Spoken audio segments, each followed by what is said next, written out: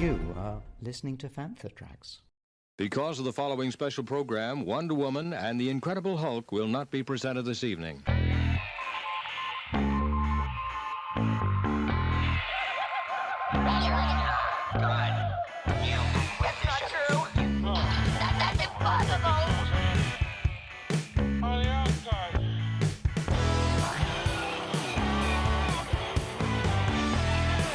It's time to get all your Star Wars news in a single file. This is Making Tracks. Here are your hosts, Mark Newbold and Mark Mulcaster. That's not true.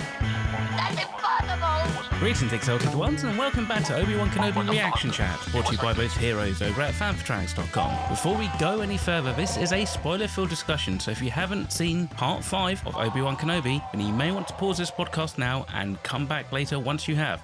You have been warned. So, if you remember, in Part 4 of Obi-Wan Kenobi, Princess Leia is kidnapped, again, by Reva, and is taken to the Fortress Inquisitorius. With the help of Imperial defector Tala, Obi-Wan slips into the Fortress Inquisitorius and pulls a stunning rescue, whilst at the same time awakening himself back to the Force. Through a bit of running and gunning, Tala, Leia and Ben are able to escape off planet by using a T-47 airspeeder, but not without some heavy losses, as viewers watched as Reva hurls a energy unit at one of the fleeing airspeeders, but downs fan favourite Wade.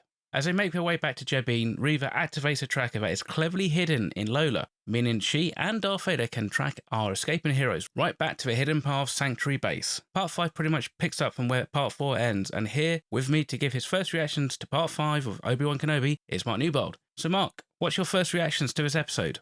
I was really, not that I've not been impressed, There's not been one episode I've not really come out of it enjoying it and taking things away from it. But this one really was very, very good. Confirmation of certain things that we've discussed on the show before. Things playing out like we thought they might, other things not. Loads to take away, and it's really set it up nicely for Part 6 next week. So again, it wasn't like the longest of episodes. It was still longer than Part 4. You know, at one point I kind of thought to myself, oh, this is very much like one of those, how did you refer it in Star Trek, ship in a bottle episodes. It seemed like it was very contained into that base, but it kind of created some tension and it allowed for some action. So it was very much the episode that we needed to get the exposition kind of moving on a little bit and find out more about Reva's motivations and also some actual flashback of Obi-Wan Kenobi and Anakin Skywalker training just before, the events of Attack of the Clones. Yeah, I thought that was interesting because when we first saw that shot, and it was right at the top of the show, I thought, wow, we're going to get what we were talking about. We're going to get the flashbacks. We're going to get those moments that we thought, well, Hayden still looks good and Ewan still looks good. But my keen eye told me that they hadn't done any de-aging on them, that was Ewan now and Hayden now, because I think if you talk to the writers of this, they will tell you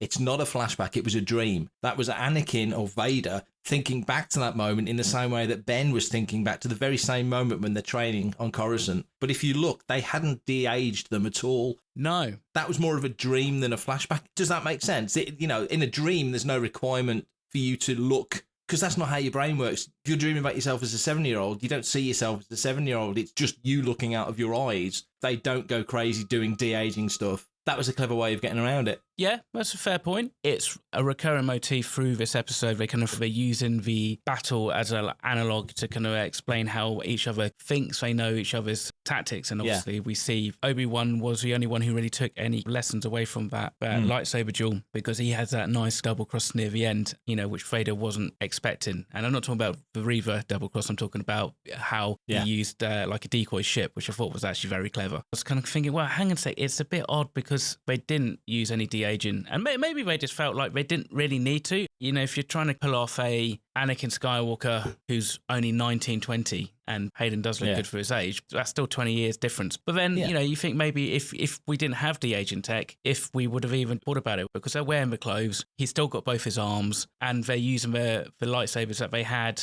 at the beginning of Attack of the Clones, so it's definitely that era, man. But it's nice how you've got that pull out from what we assume is Padme's apartment block on Coruscant, so you get that perspective a little bit, and again, just to kind of hint that, even then he's kind of really thinking about her quite a lot. When Vader and Ben fought a couple of episodes back, Ben's not picked up a lightsaber for goodness knows how long, because it's been buried in a box in the sand, for goodness sake. So it's probably been there for a long, long time, and he's rusty as hell. and Vader takes him to school, completely takes him apart, would have burnt him if it wasn't for Tala sort of intercepting. And so many people were like, oh, the lightsaber fights in this are rubbish compared to the prequels or rubbish compared to the sequels. Ben is not Obi-Wan Kenobi at this point. He's old Ben living in the desert. He's not that guy anymore. Last week we saw a little, the saber twirl we talked about, and a little bit more of Kenobi clearly showing his powers. Now, at this episode, it felt like he snapped back into Obi-Wan mode. There's moments in there when he's pushing Reva away, other moments where you think, yeah, he's got his powers back. He's a bit more like his old self.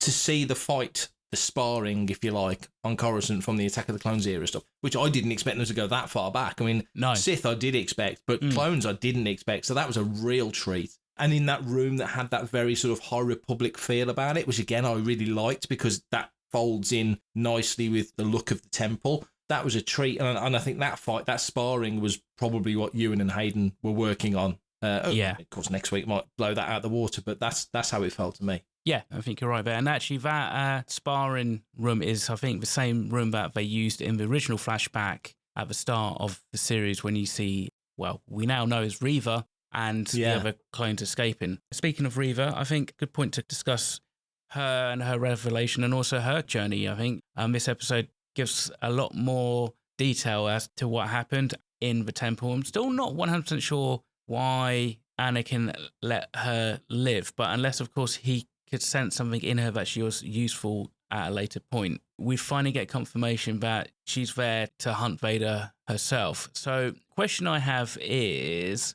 does that constitute as some kind of redemption in your eyes, or, is it still a little bit too early to tell? I would assume she's never had anything remotely like the conversation that she had with Ben through the door, and it's Ben Kenobi. So Anakin and Obi-Wan, as we know, were the heroes not only of the galaxy, but certainly of the Jedi Temple and definitely of the kids. And again, I mentioned the High Republic. That's something they're doing really nicely. They're showing all the different stratas of training, especially in High Republic Adventures, for example, that the kids look up to the Jedi Knights and the Jedi Masters as their heroes. So these kids would have looked up to Ben and Obi-Wan, I should say, and to Anakin very much as galactic heroes. So for them to be let down so badly, I can see why Reva would play the long game, because she knows she's not strong enough as a youngling. She plays dead, as she explains, very ambitious, working her way up. But it's kind of tragic in a way that she's done all of this. Ben susses her out. She makes her play. And it kind of turns out that Vader, I think in a way that he tortures Han to bring Luke to Bespin sort of thing. He's always looking at other angles,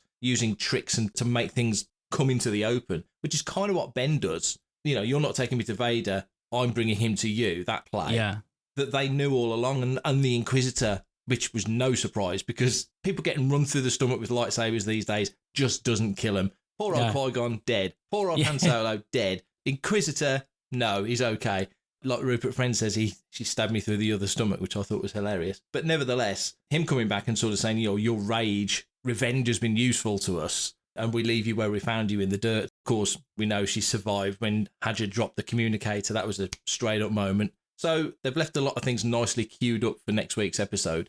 Yeah, I wasn't surprised. I think I did say on one of the previous shows, I thought that they were clashing in the 6th episode. Yeah. Vader and Reva, but it happened in the 5th. I liked the way that played out. It made sense. It did make sense to me. And also that she had no time for Ben, because where the hell are you?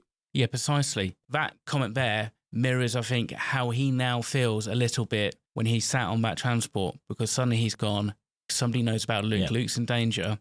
And I think it's that whole kind of aspect of, while you were out pretending to play general and be a warrior and stuff, you basically left the Jedi Temple unguarded. Therefore, it's going to be a similar kind of thing. That's how he feels now about Luke. So there's that kind of duality going on. Yeah. But yeah, agreed. No real big surprise that the Grand Inquisitor came back. I do like how they played her, though. I thought that was good. And we see this time and time again, especially with Marvel Comics, that everybody kind of takes Vader as just some lumbering oaf, just somebody who's like a one-note anger machine. But actually, he's quite savvy. Does seem to kind of see through a lot of these plots and tends to be able to outmaneuver people in the end. Nothing was said. Vader literally just stood there as the Inquisitor came round him and kneeled down and said his bit to Reva and stepped back, and then Vader turns and walks.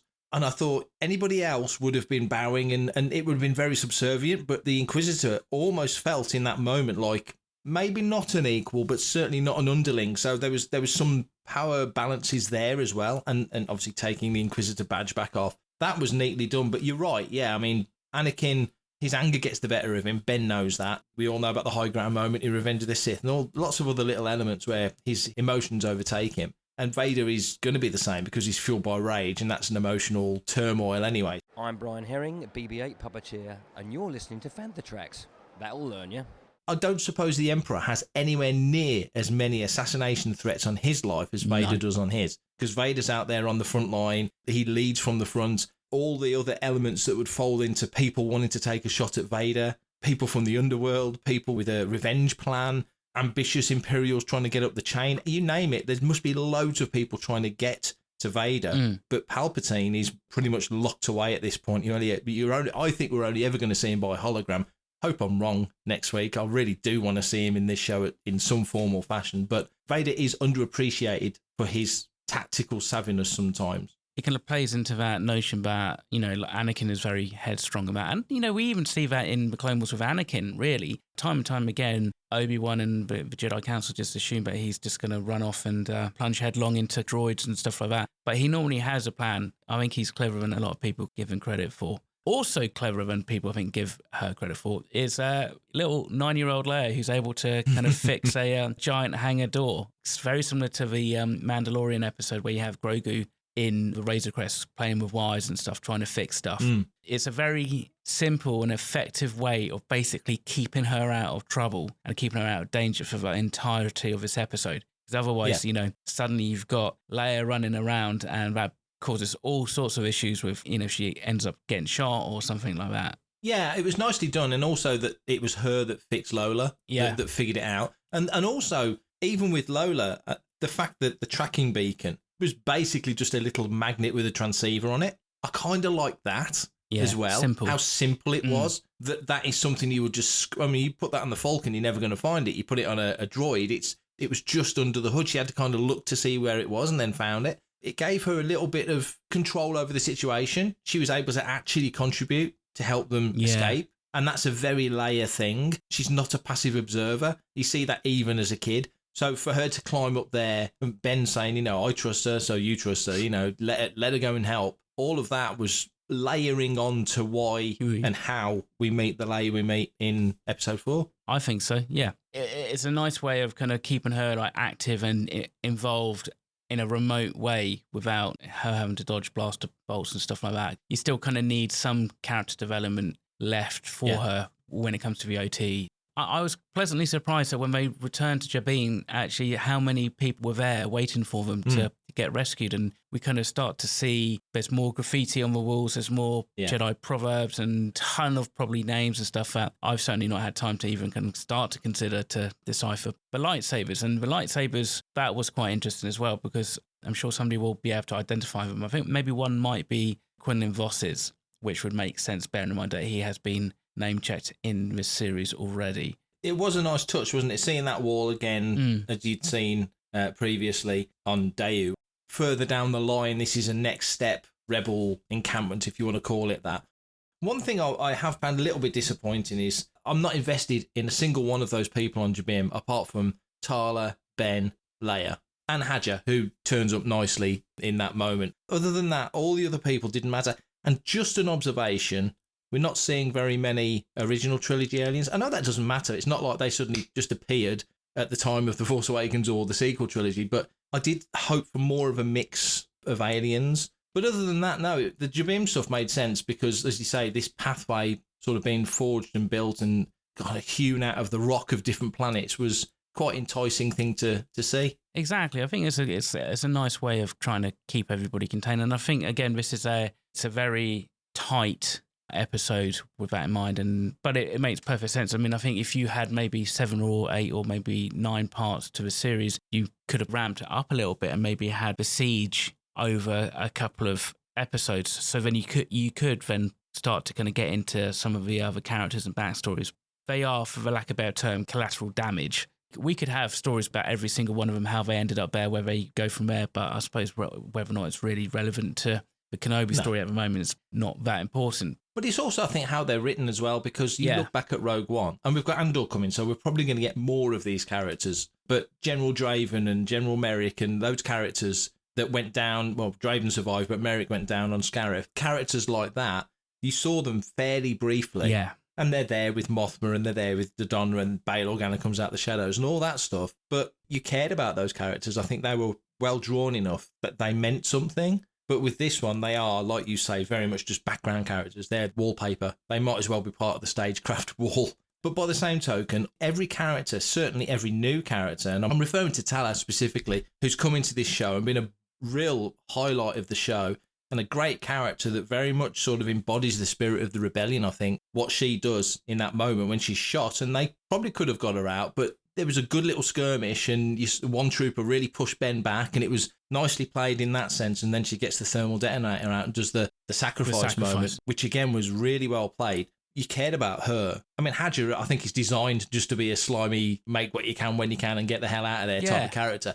He's not going for empathy. You kind of feel for him because he's had to change his life around. I mean, unfortunately, I think I would have loved to have seen that Rogue's redemption for him, and actually he has a sacrifice. I mean, obviously, we don't know what's going to happen in the next episode, but based on what we've seen so far, I would love to have Tala go on beyond this series and maybe branch over into Andor, because a character like that would work very well in that series. We had that moment, we've got back in a backstory about how she just had to stand and watch whilst, like, all these Force sensitives got slaughtered. That's something that is we see repeated a few times in Star Wars. We see it also, with Finn right in The Force Awakens. The villagers are kind of like mown down on Jakku. That kind of entry and realization and awakeness of being aware of suddenly what the Empire actually now stands for as opposed to what you thought it is, I think it's quite a strong story point to kind of like use in that. So I was a bit gutted. Both her and the load lifter was some of my favourite characters from the series, and to see them both go down. But nice again to see a droid protect and almost sacrifice themselves. Because you've had the time to flesh it out, you give a crap when she goes down, and you tip your hat to the character because she's made the ultimate sacrifice for the perfect reason. She's not only protecting Ben, who obviously she understands who he is and what he's doing, but she's also protecting Leia, and more broadly, the cause that she's done everything she's done for. So I think we both thought she wouldn't get through last week's episode, and she's dodged a few bullets. So to get to this point was great. And because she got to this point, I thought, I hope she's one of those sort of Han Solo characters that can, for the most part, bounce from problem to problem and get through it. But the way she went out of the show and says everything about how determined people are for this rebellion to work. And she won't be the only one, because we've seen it in other shows. We kind of see it again in Rogue One, don't we? With Jyn and Cassian. Yeah. So it was a brave thing to do. For everything in one location, daily news, reviews, interviews, podcasts, video, and social media feeds, bookmark FanthaTracks.com for Star Wars news 24/7, 365. Obi-Wan, before he gives himself up, hands Hadja his lightsaber and also the Jedi communicator. That gets dropped and tried on, and then obviously Reva picks it up later on and gets a hint of the Bail Organa message, which mentions Tatooine. Do you think that Hadja listened to it? The reason why she played it was because it had that notification. Do you think he's listened to it? And if you do, what do you think he would be doing with information? He said about potentially selling people down, the river. There's like marks in the group that he could probably use to make some money. It would make sense in the manner of not everybody has or needs to have a redemption arc. Not everyone has a heart. He was quite willing to sort of sell people down the river and justify it in his own way. So for him to do that, if he has listened, and we don't know if he has, but I see your logic and it would make sense. If he has listened to it and thinks, here's a quick book, it's like DJ in Last Jedi, that wouldn't surprise me at all. If he hasn't listened to it, well, one thing, it explains one of our questions early on about, well, why didn't they use that communicator for Leia to contact Ben in A New Hope? Which is a good story question because it needs an answer. And this is the answer. Well, Hadja dropped it. It's been sort of stepped on because it's partially broken. And now Reva's got it. So the question, I think, is one, yes, Hadja sort of informing the Empire, you probably need to get a Tatooine, makes some sense. But then we know that Tatooine has to, from a storyline point of view, and again, it goes back to Tala not being around because she knows certain things. Reva, I can't see getting past the next episode because she knows too much. You've got to make sense of what we see in Rogue One and A New Hope. So certain things feel like they need to happen and other things just can't happen. And some people you want to live can't live, especially since they made this with the intention of this being 6 episodes and done. Yeah. It was going to be a film and that was it. Now we've got 6 episodes and that's it. When they made it, I can't imagine they made it thinking, let's leave Reva alive because we might, hopefully I'm wrong because I think she's been brilliant. But now she's kind of awakened, vocalized her truth to Obi-Wan and told him, you're just as complicit as Anakin. But I saw Anakin kill little kids and I played dead in their cold bodies until it was safe to move. And clearly then she's taken in by the Inquisitors and everything that happens. And she kind of alludes to being a willing participant in that to get closer to Vader because she wants her revenge because she's realised that they're the same guy. Also, let's not forget, when Anakin walks into the temple in Revenge of the Sith, he's already knelt in front of Palpatine and been knighted basically as Darth Vader. Any of the troopers verbally say his name, and why wouldn't they? Because that's his name, and the kids are there, and one of them survives. They'll go, well, I know that's Anakin Skywalker. Why are they calling him Lord Vader? And then all of a sudden, 6 weeks later, you see on the television, oh, it's Darth Vader. Oh, well, that's Anakin Skywalker. So the kid's going to know she's sat on that secret for years, presumably, until the right moment. She's got every bit as much disdain for Obi-Wan because he wasn't there. He never came back. You just left us to die. Where the hell were you? Yeah. We know Obi-Wan's heart and efforts were all into making sure Anakin didn't turn because he could see the bigger picture.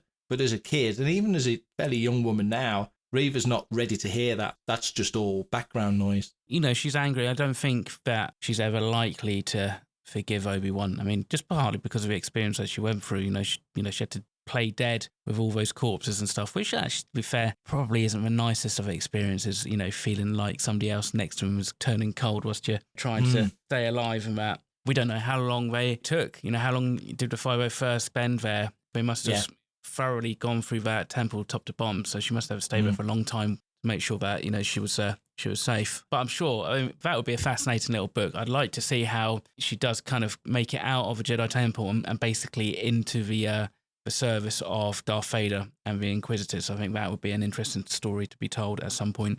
Just as another parallel, has had an awakening of sorts in this, hasn't he? Because he's left the Force behind him, he's shut himself off from it, he probably feels like it's left him behind as well, and Ben has reawakened to that safety net that he kind of described to Leia. Now, in this episode, Reva's had her awakening, the cloud has been lifted. It's like Two Towers. It's like Theoden in the Two Towers when Gandalf sort of lifts the veil off him, Saruman's veil off him, and all of a sudden he becomes the man he was before and the darkness is taken away and he can see the world for what it is, and then he's ready to leap in. I think Reva's still kind of playing the game to a degree, but as we mentioned earlier, Vader, and the Grand Inquisitor as well, to be fair, but Vader specifically, he'd figured it all out. Exactly. They knew. I just wonder if Reva not actually hiding her intentions and motivations as well as what she did. But, the Force moves in mysterious ways, so I'm pretty sure Vader just kind of got a whiff of what was going on in the vibe and plays it out. That confrontation between her and Vader, I just love how he doesn't ignite his lightsaber. He just plays with her, toys with her a little bit, and then sees just how much anguish that she's got. And again, in a mirror to what we saw between him and Obi-Wan, he's the one who's calmly standing there, and she's the one who's trying to kind of hack him down with all the anger. And he, has, so much extra kind of skill, even in the suit, compared to her. Yeah. So. But his question for you then, do you think, because when he took out Count Dooku, he took his head off. Yeah. Usually when he goes in for the kill, he kills. Yeah. He runs Reva through and leaves her on the floor so the Inquisitor can say his bit. I wonder whether or not he's completely done with her because he didn't finish her off. You'd think a lethal, efficient dispatch of her would have been the obvious logical thing. Yeah. Do you think there's a reason why Vader wouldn't have just made sure she was dead? On one level, I think possibly it symbolises the fact that she is no longer a threat to him. I'm not going to waste my time. I was sat there when I was watching it, and when he got the two lightsabers, I was just like, do it. But yeah, a little bit disappointed by that. And again, maybe in the wider Force, the story bears she has got her final part to play. Whether or not then we see on Tatooine, which would be amazing if it happened on Tatooine, but a Duel of the Fates 2.0 where it's Vader versus Reva versus Kenobi versus Vader versus Reva, kind of like a triple threat. I think that would be quite interesting, where everybody's kind of going up against everyone and nobody's really got a preference as to who they want to kind of wipe out first. could see that could be quite interesting. There's a part of me that kind of hopes that, this wasn't her realization moment where she realizes, oh, I kind of wasted all my years and I should have been helping Obi-Wan. She's just really angry and really pissed off, and she needs some kind of like focus of her anger, and be it Vader or Kenobi, it could be either of them. Yeah, I love the thought of there being a big confrontation at the end, because like you say, in that mix, you could conceivably see, of course, Ben, of course, Reva, and the Grand Inquisitor. Maybe they've name-checked Quinlan Vos. Maybe Quinlan Vos comes in. Maybe Ahsoka turns up. One of two ways. It could go really big, couldn't they? Yeah. They wanted to. Yeah, I mean, I kind of think that actually the last couple of episodes have been a little bit kind of small and a little bit like small in scope. Possibly that could be because they're holding back for something big next episode. Some of the other parts haven't necessarily had that kind of vibe about them. There were some beautiful shots in this when they showed Vader, and it just reeked of Empire Strikes Back Executor's Bridge. It was a Devastator. Glorious. Yeah, Devastator Star Destroyer, isn't it? So it's that's right. And it just beautiful. looked $1,000,000.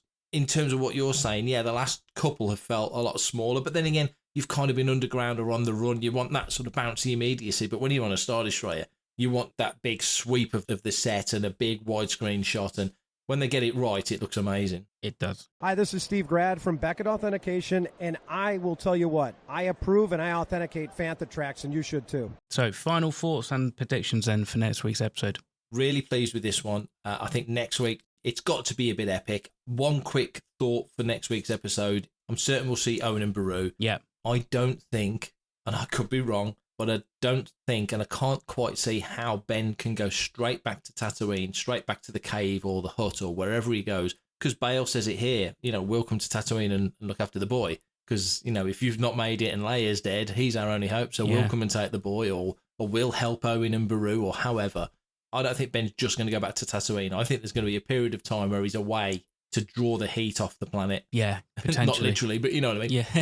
just to keep the radar a bit clear for Luke, because at the moment, that final shot of him lying in bed, it's like all eyes suddenly turned back to Tatooine. Yeah, and I think that's the thing. I think this whole series, really, other than the first kind of episode, we've not had to think about Luke, and then suddenly that realization from Ben when he sat in the ship, he needs to think about actually his own primary mission and possibly his own slight dereliction of duty by leaving Tatooine. That needs to be rectified. I'm kind of with you. I think there maybe could be like some kind of death faking or some kind of feint or something, because he's got to draw the focus and attention off of Tatooine, and it needs to be fairly definitive, as in there's no reason why anybody would question it for at least a good 10 years until A New Hope.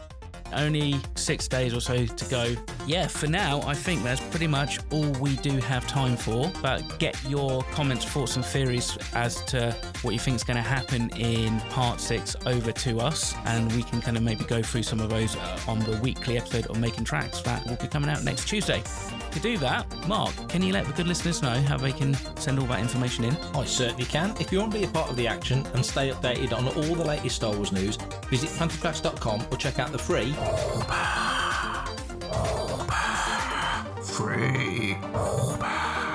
Panther Tracks app through the App Store to follow us on your mobile device.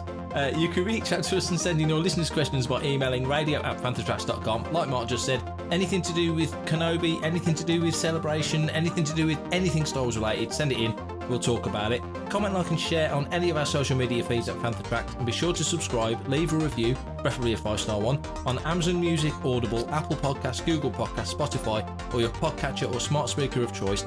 And as always, thanks to James Semple for composing the Panther Tracks intro, Adam O'Brien for our Making Tracks opening music, and Mark Daniel and Vanessa Marshall for our voiceovers. Remember, tune in to Good Morning Tatooine. It's live Sunday evenings, 9 o'clock UK, 4 p.m. Eastern, 1 p.m. Pacific, on Facebook and YouTube. You'll also catch it on Thursdays over at Panther Tracks TV when we go over live, and check out Panther Tracks Radio on Friday at 7 o'clock UK time for new episodes of The Phantom from Down Under, Planet Leia, Desert Planet Discs, Start Your Engines, and Cannon Fodder. And this week it's Desert Planet Discs. You've got Greg and Carl back talking about all the music from the Star Wars galaxy. Love that show. Can't wait to listen to that. So until the next episode, my friend, I will catch up with you the Making Track. You will. And of course, thank you to everybody for tuning in and listening. Most appreciated. Make sure you send in those 5-star reviews, because they would go a long way to popping us up the charts and giving us slightly more exposure. So until the next episode, take care, stay safe, and of course, may the Force be with you. Coming up next on Fantha Tracks Radio, it's Desert Planet Discs.